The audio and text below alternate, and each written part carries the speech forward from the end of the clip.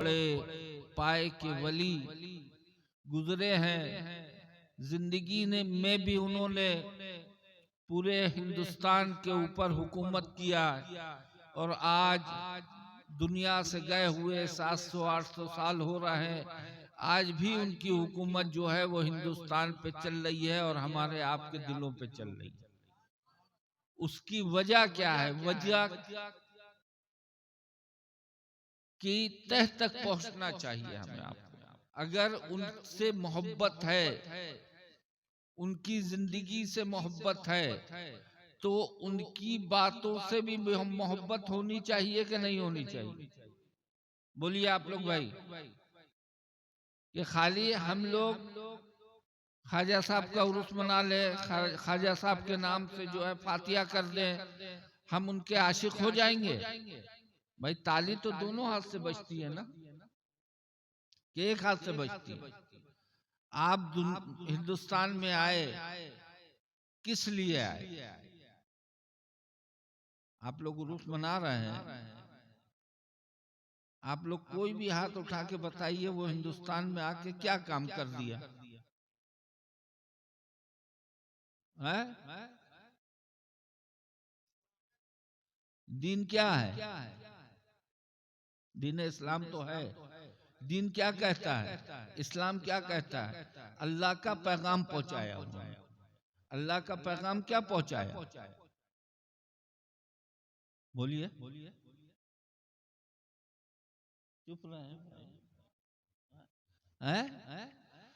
ख्वाजा साहब ने यही सिखाया पूरे हिंदुस्तान में कि हम जो आज इस मुकाम पे पहुंचे हैं वो शरीयत पे चले हैं, अल्लाह की रस्सी को मजबूती से पकड़ा है, नबी से सच्ची मोहब्बत की है, नबी से सच्ची मोहब्बत करते हुए उनकी सुन्नतों पे अमल किया है, तब आज पूरे हिंदुस्तान में उनका नाम है ना? क्या सिखाया उन्होंने? सच्चे मुसलमान बन जाओ, सच्चे मोमिन बन जाओ। सच्चे मोमिन की पहचान ये है कि जब कलमा ला इलाहा इल्लल्लाह मुहम्मद रसूलुल्लाह पढ़ लिया और अल्लाह को एक मान लिया, अल्लाह के नबी को एक मान लिया, हमारे प्यारे नबी मोहम्मद सल्लल्लाहु अलैहि वसल्लम को, तो हमारी जिंदगी मरते दम तक उसी एक कलमे पे जो है हमें अपनी पूरी जिंदगी गुजारना है। अगर हमने उस एक कलमे के ऊपर अपनी पूरी जिंदगी गुजार दी तो हमारी दुनिया भी संवर गई, हमारी आखिरत भी संवर गई। अब वो जिंदगी क्या है? अल्लाह ने कहा नमाज पढ़ो, अस्सलातु महराजुल मोमिनीन। हमारे नबी ने फरमाया नमाज मोमिनों के लिए महराज है। वाक़िमुस्सलात, अल्लाह बार बार कुरान में कह रहे हैं वाक़िमुस्सलात वाक़िमुस्सलात, नमाज को कायम करो। तो कायम करने का क्या मतलब है? नमाज को इतनी अहमियत दिया है अल्लाह ने और हमारे नबी ने, और आपके नवासे, चहीते नवासे, आप लोग को मालूम होगा, ज्यादा तफसील में नहीं जाएंगे, कि करबला के अंदर जब नमाज का वक्त आया तो पूरी जंग को छोड़ दिया, तीर चल रही है, तलवारें चल रही हैं, मगर जब नमाज का वक्त आया तो उन्होंने कहा कि ये अल्लाह का हुक्म है और मेरे नाना का हुक्म है, इसलिए सब चीज अपनी तरफ, हम सजदे में जाएंगे और नमाज पढ़ेंगे। अगर हमारी मौत सजदे में होगी तो दुनिया की कोई ताकत रोक नहीं सकती और वहां पे वो शहीद हो गए। और आज हम जितने नौजवान हैं, उसमें हम अपने को भी कहते हैं, जितने मुसलमान हैं नमाज से ऐसा भाग रहे हैं जैसे आज ठंडे में लोग जो है पानी से भागते हैं। ये हमारी जिंदगी है। आज देख लीजिए दुनिया के अंदर जो है क्या हो रहा है। हमने अपने नबी की बात को नहीं माना। हमारे नबी ने जब आखिरी खुतबा दिया तो यही कहा कि मैं अपने पीछे एक किताब छोड़े जा रहा हूं, अगर इस किताब को तुम मजबूती से पकड़े रहोगे तो दुनिया की कोई ताकत तुमसे टकरा के बचेगी नहीं। और हमारी तारीख बताती है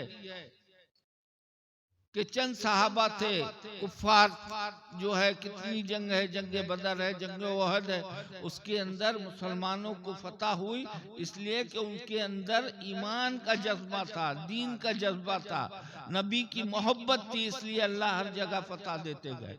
आज पूरी दुनिया में दूसरे नंबर पे मुसलमान है, मगर हर जगह जो है वो शिकस्त खा रहा है।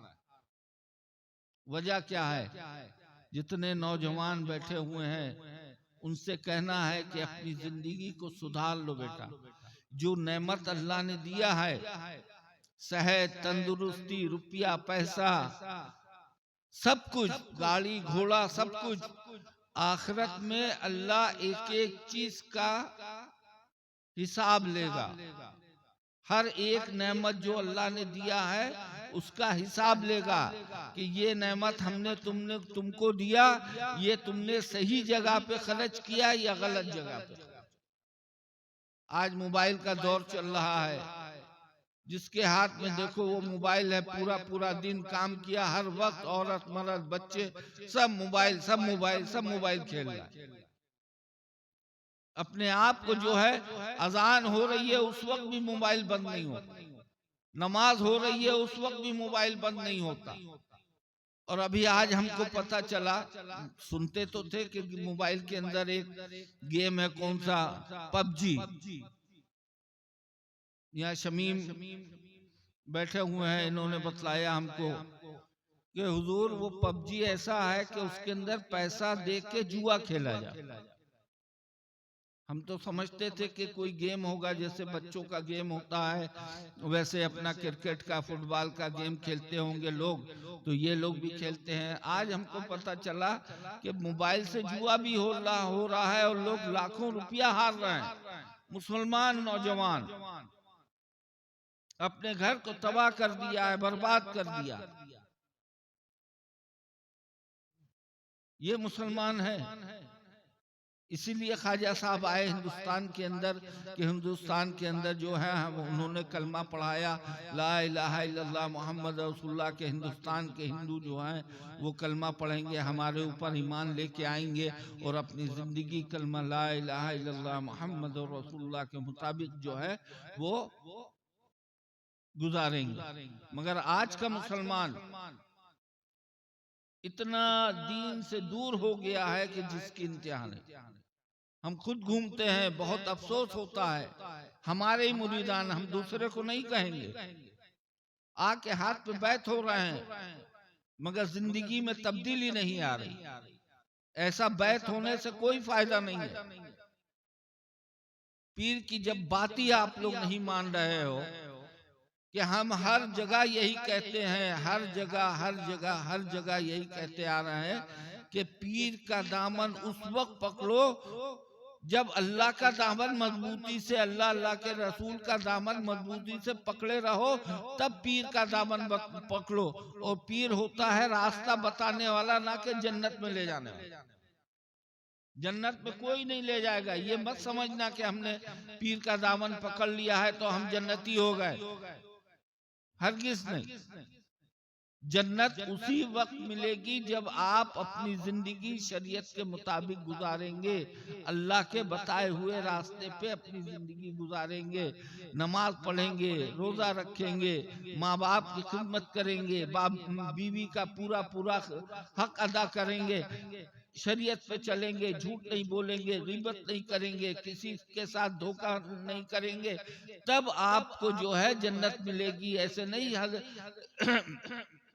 हंसी छट्टा है कि हम अपनी शैतान की जिंदगी गुजारें, हम शराब भी पिए, हम जुआ भी खेलें, हम ताड़ी भी पिए, हम माँ बाप की नाफरमानी भी करें, बीवी बच्चों का हक अदा ना करें और हम मरेंगे तो कब्र में जाएंगे तो हमको जन्नत मिल जाएगी। इतनी आसान जन्नत नहीं है। इतनी आसान अगर जन्नत होती तो जितने अल्लाह के वली गुजरे हैं उन्होंने पूरा 24 घंटे में से कम जो है 2 4 5 घंटा 6 घंटा सोते थे। उसके बाद अल्लाह के जिक्र में लग जाते थे, अल्लाह की तबलीग में लग जाते थे। तब आज जाके पूरी दुनिया के अंदर कलमा पढ़ने वाले हर तरफ आपको मिले। कोई भी कोना हो, चाहे वो अमेरिका से लेके कहीं पे भी आप चले जाओ, हर जगह मुसलमान मिलेंगे। इन वलियों की बदौलत जो है आज हर जगह जो है दीन फैला हुआ। साहबा इकराम ने फैलाया, साहबा इकराम के बाद जो है वो ताबा ताबईन ने दीन की खिदमत की। उसके बाद जो अल्लाह के वली हुए, ऐसे ही वली नहीं हो गए। अल्लाह कुरान में फरमाता है फस्कुरूनी अस्कुरुकुम, यानी तुम मुझे याद करो मैं तुम्हें याद करूंगा। वो अल्लाह को इतना याद करते थे, इतना याद करते थे कि आज 800 साल हो गया है उनको दुनिया से गए हुए। जिंदगी में भी उनका नाम चल रहा था और आज मरने के बाद भी उनका नाम चल रहा है, इसलिए कि उन्होंने अल्लाह को याद किया, अल्लाह को याद किया। समझ में आई कुछ बात? तो हमारी जिंदगी कौन सी होनी चाहिए? नमाज वाली जिंदगी होनी चाहिए, है? नमाज वाली जिंदगी होनी चाहिए। सबसे पहले, सब काम बाद में, नमाज सबसे पहले। अगर नमाज सही है, मरने के बाद जब आदमी मर जाता है और कब्र में उसको दफना दिया जाता है, मुनकिर नकीर आते हैं, तो मुल्ला अली कारी रहमतुल्लाह अलैह इरशाद फरमाते हैं कि जब उस मुर्दे के अंदर रूह फूकी जाती है और मुर्दा उठ के बैठता है, तो चारों तरफ से जब फरिश्ते उससे सवाल करते हैं तो मुर्दा कहता है कि अभी रुक जाओ, अभी हमको असर की नमाज पढ़ लेने दो, असर का वक्त खत्म हो जाएगा तो हमारी नमाज कज़ा हो जाएगी। जब मुर्दे को किसी भी टाइम दफन करो, जब उसके अंदर रूह फूकी जाती है तो वो टाइम होता है, मुल्ला अली कारी रहमतुल्लाह अलैह इरशाद फरमाते हैं, जैसे कि असर और मगरिब के बीच का वक्त। बहुत थोड़ा सा वक्त होता है ना, कि अगर जरा सी भी देर हो जाए तो असर कज़ा हो जाएगी। तो मुल्ला अली कारी रहमतुल्लाह अलैह इरशाद फरमाते हैं कि ये बात कब्र के अंदर वही मुर्दा कहेगा जिसको दुनिया के अंदर नमाज की चिंता रहती होगी, नमाज की फिक्र रहती होगी।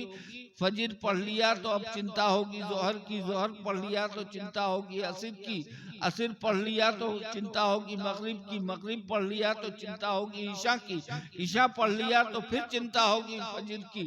उस आदमी के मुंह से निकलेगा कि फरिश्ते सवाल जवाब, अभी रुक जाओ, पहले हमको नमाज पढ़ लेने दो।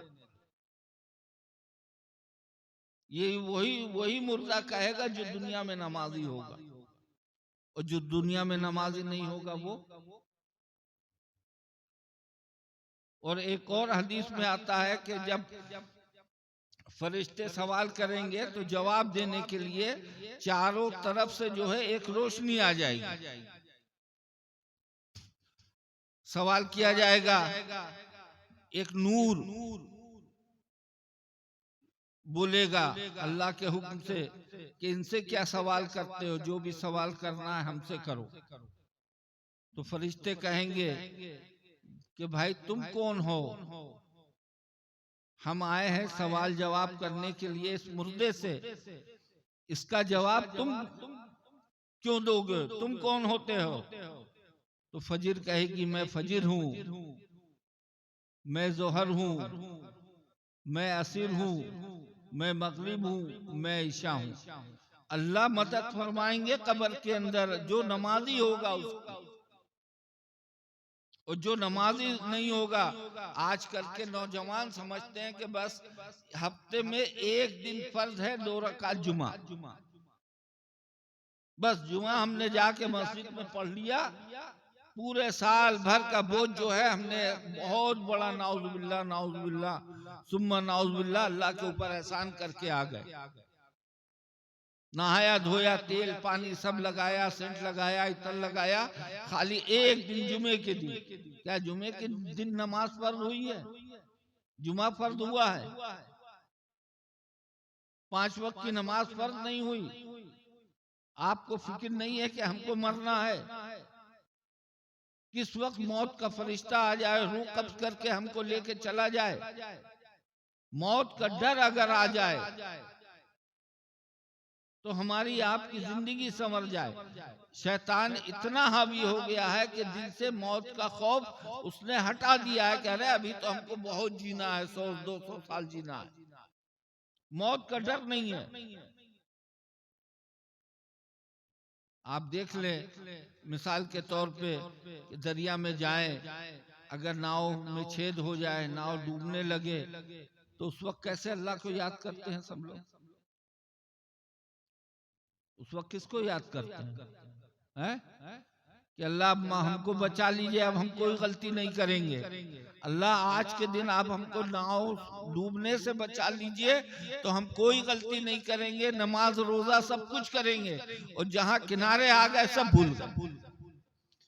इसलिए कि नाव के ऊपर मौत का डर था, मौत के डर